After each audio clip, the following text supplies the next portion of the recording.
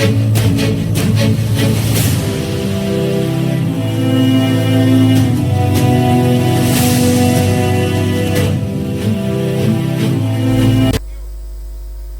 आप देख रहे हैं G18 और आपके साथ मैं हूं हिना। नजर करते हैं अब तक की खास खबरों पर। तो भाजपा महासचिव विनोद तावड़े की मौजूदगी में पूर्व कांग्रेस नेता गौरव वल्लभ भाजपा में शामिल हुए। भाजपा में शामिल होने के बाद गौरव वल्लभ ने कहा, मैंने सुबह एक पत्र सोशल मीडिया के विभिन्न प्लेटफॉर्म पर डाला। उस पत्र में मैंने अपने दिल की सारी व्यथाएं लिख दी। मेरा शुरू से यह दृष्टिकोण रहा है कि भगवान श्री राम का मंदिर बने, न्योता मिले, और कांग्रेस ने वो न्योता जो है वो अस्वीकार कर दिया। मैं इसे स्वीकार नहीं कर सकता। गठबंधन के नेताओं ने सनातन पर प्रश्न उठाए, कांग्रेस द्वारा उसका जवाब क्यों नहीं दिया गया। मैं आज भाजपा में शामिल हुआ और मुझे उम्मीद है कि मैं अपनी योग्यता ज्ञान का प्रयोग भारत को आगे ले जाने में ही करूंगा। मैंने इश्यू बेस्ड रिजर्वेशंस पे बात करी, व्यक्ति परक आरोप आलोचनाएं नहीं करी। व्यक्तियों के बारे में राजनीतिक पार्टियों पे आक्षेप नहीं होते। राजनीतिक पार्टियां आइडियोलॉजीज पर आधारित होती है, और जो आइडियोलॉजीज पर मैं ये सोच के कांग्रेस पार्टी जिस आइडियोलॉजी को सोच के मैंने ज्वाइन किया था कि नए आइडियाज का, इंटेलेक्चुअल आइडियाज का, नए सोच का वहां पर सम्मान होगा, पर नए सोच का, नए आइडियाज का, नए लोगों को सम्मान छोड़ के क्रश करने की प्रक्रिया भारत को आगे नहीं ले जा सकती। और अल्टीमेटली हमारी आइडियोलॉजीज, पार्टीज की, पॉलिटिकल राजनीतिक पार्टियों की आइडियोलॉजीज अलग अलग हो सकती है, पर एक आइडियोलॉजी जो हम सबको जोड़ती है वो भारत को आगे ले जाने की आइडियोलॉजी, और उसी आइडियोलॉजी को ध्यान में रखते हुए जो विकसित भारत की जो संकल्पना है उसको आगे ले जाने के लिए जो आइडियोलॉजी ने मुझे आकर्षित किया, और मैंने आज भारतीय जनता पार्टी ज्वाइन करी। मुझे उम्मीद है मैं अपनी योग्यता का, अपने ज्ञान का, अपनी समझ का प्रयोग भारत को आगे ले जाने में जरूर भारतीय जनता। बड़ी खबर हमारे सामने आ रही है बनासकांठा से। बनासकांठा एसओजी पुलिस को बहुत बड़ी सफलता मिली है। बनासकांठा के थराद से अफीम बरामद हुआ है। एसओजी पुलिस टीम ने अफीम बरामद किया है। वाहन सहित 954 ग्राम अफीम बरामद की गई है। कुल 1,29,980 कीमत का अफीम जब्त किया गया है। पुलिस ने आरोपी को पकड़कर आगे की जो जांच है वो शुरू की है। तो इस वक्त की बड़ी खबर हमारे सामने आ रही है बनासकांठा से। बनासकांठा एसओजी पुलिस को बड़ी सफलता हाथ लगी है। बनासकांठा के थराद से अफीम बरामद हुआ है। एसओजी पुलिस की टीम ने अफीम बरामद किया है। वाहन सहित 954 ग्राम अफीम बरामद हुआ है। कुल 1,29,980 कीमत का अफीम जो है वो जब्त किया गया है। पुलिस ने आरोपी को पकड़कर आगे की जांच शुरू की है।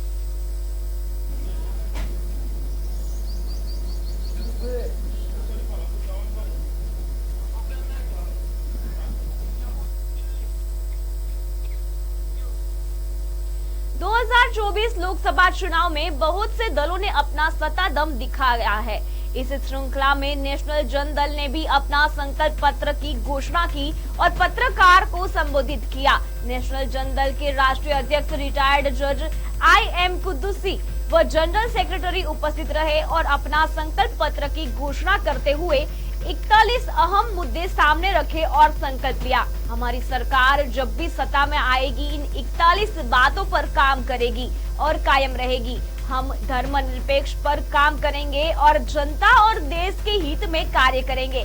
जब पत्रकारों से सवाल किया कि लोकसभा चुनाव में क्या भूमिका रहेगी, तो उन्होंने कहा, अभी हम 100 से ज्यादा सीटों पर अपने उम्मीदवार उतार रहे हैं, बाकी फैसला जनता करेगी। हम जनता के फैसले का इंतजार करेंगे। ये प्रेस कॉन्फ्रेंस आज इसलिए बुलाई गई है कि हमको अपना मैनिफेस्टो जारी करना है नेशनल जनदल का। मैं इस नेशनल जनदल का प्रेसिडेंट हूँ, डॉक्टर IM कुद्दुसी, और मेरे साथ नेशनल जनदल के जनरल सेक्रेटरी हैं श्री अवनीश कुमार। ये मैनिफेस्टो हमने हिंदी में घोषणा पत्र नहीं कहा, इसको संकल्प पत्र कहा, क्योंकि हम संकल्प ले रहे हैं, हम घोषणा नहीं कर रहे हैं, हम संकल्प ले रहे हैं। और इस संकल्प में हमारे जो संकल्प पत्र है हमारा, वो ये है।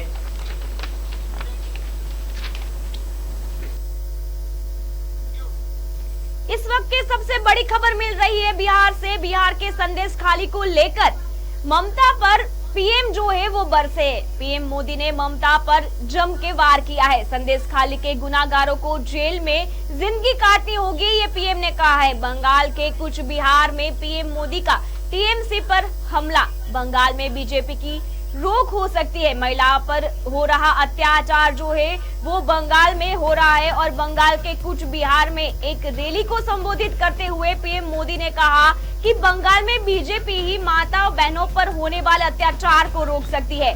पीएम ने आगे कहा कि बंगाल समेत पूरे देश ने देखा है कि कैसे टीएमसी सरकार ने संदेश खाली के गुनहगारों को बचाने के लिए पूरी ताकत लगा दी थी। पीएम ने आगे कहा कि बंगाल समेत पूरे देश ने देखा कि कैसे टीएमसी सरकार ने संदेश खाली के गुनहगारों को बचाने के लिए पूरी ताकत लगा दी।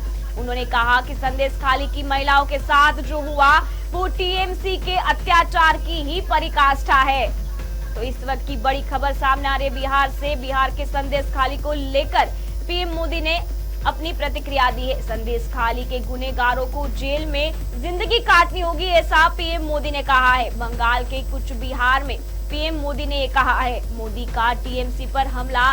बंगाल में बीजेपी हो रही है, महिलाओं पर हो रहा है अत्याचार। बंगाल के कुछ बिहार में एक रैली को संबोधित करते हुए पीएम ने कहा कि बंगाल में बीजेपी ही माता और बहनों पर होने वाले अत्याचार को रोक सकती है।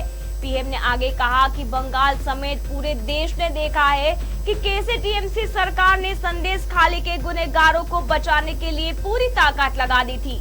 पीएम ने आगे कहा कि बंगाल समेत पूरे देश ने देखा है कि कैसे टीएमसी सरकार ने संदेश खाली के गुनहगारों को बचाने के लिए पूरी ताकत लगा दी।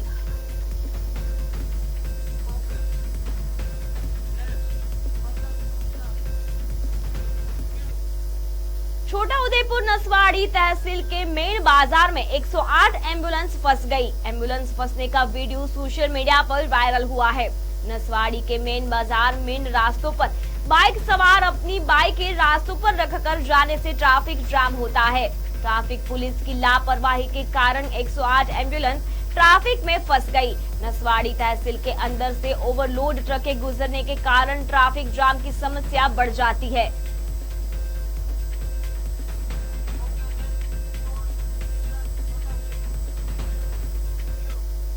छोटा उदयपुर जिले के नसवाड़ी तहसील कुंडा नलियाबारी गांव की सगर्भा महिला को लकड़ी की झोली बनाकर पैदल लेकर जाना पड़ा।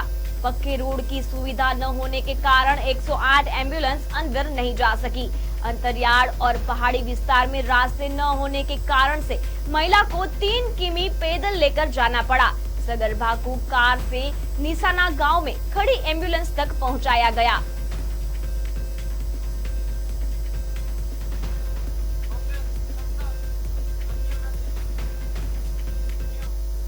टीकमगढ़ जिला अंतर्गत बलदेवगढ़ थाना क्षेत्र के ग्राम कुलगुआ निवासी पीड़ित किसानों बालचंद्र यादव, जसरथ यादव एवं माता दिन यादव ने बताया कि इनके खेत में खड़ी फसल को गांव के ही दबंगों गोरेलाल यादव, आशा यादव सहित 20 से 25 लोगों ने हार्वेस्टर से काट लिया है। दबंगों की दबंगाई का असर इतना है कि 4 पुलिस कर्मियों की मौजूदगी में फसल को काटा गया और दबंग अपने साथ ले गए। पुलिस कर्मियों की मौजूदगी में दबंगों द्वारा काटी गई फसल का संपूर्ण वीडियो भी वायरल हुआ है। पीड़ित किसान बालचंद्र, माता दिन व जसरथ यादव ने बताया कि जब पीड़ितों ने विरोध किया तो पुलिस कर्मियों ने पीड़ित किसानों को घर में बंद कर दिया और आरोपी फसल काट कर ले गए। और जब पीड़ितों ने बलदेवगढ़ थाना पुलिस से कार्यवाही की मांग की तो पुलिस द्वारा किसानों की गुहार को अनसुना कर भगा दिया गया। पीड़ित किसानों माता दिन, बालचंद्र व जसरथ यादव ने अब टीकमगढ़ पुलिस अध्यक्ष रोहित केशवानी को लिखित शिकायत कर न्याय की गुहार लगाई है। साथ ही न्याय न मिलने पर मजबूरी में आत्महत्या कर लेने की भी बात कही है। का है और ज़मीनी संबंध था, इसमें मुझे भूमि है और मुझे कार्ड की दी थी पटवाई ने, और मैं आप पाया बोई थी, सब किया था मैंने, लेकिन राजनीतिक दबाव के कारण, उसके कारण हार्वेस्टर चला गया। और मैं जब बल्लभगढ़ थाने पहुंचा तो वहाँ भी मेरी सुनवाई नहीं। मुझे ये इसका आश्वासन दिया गया है कि अभी आचार संहिता लगी, अगर तुमने 3 लोग पाँच किया तो तुम्हारे ऊपर केस बना के मैं ठोकूँगा।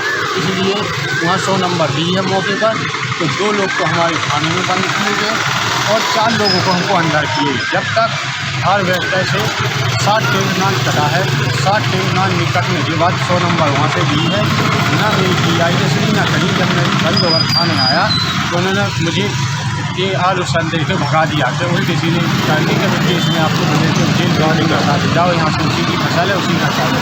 जबकि मैं यहाँ पर ये चाहता हूँ कि इस पर जो मेरे पिताजी के नाम भूमि है तो इस पर जाँच की जाए और बिल्कुल मेरी फसल मुझे मिली जाए। नंतर में घटना मेरे घर से सुसाइड कर लिया जाएगा, क्योंकि हमारे पास खाने के लिए कुछ भी।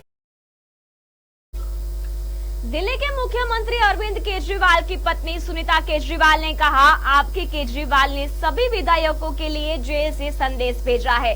मैं जेल में हूं, इस वजह से किसी भी दिल्ली वासियों को किसी तरह की तकलीफ नहीं होनी चाहिए। हर विधायक इलाके का रोज दौरा करे और लोगों से उनकी समस्याएं पूछे और उसे दूर करे। दिल्ली के 2 करोड़ लोग मेरा परिवार है। मैं सुनीता केजरीवाल, अरविंद केजरीवाल जी की धर्मपत्नी। आपके केजरीवाल जी ने सभी विधायकों के लिए जेल से संदेश भेजा है।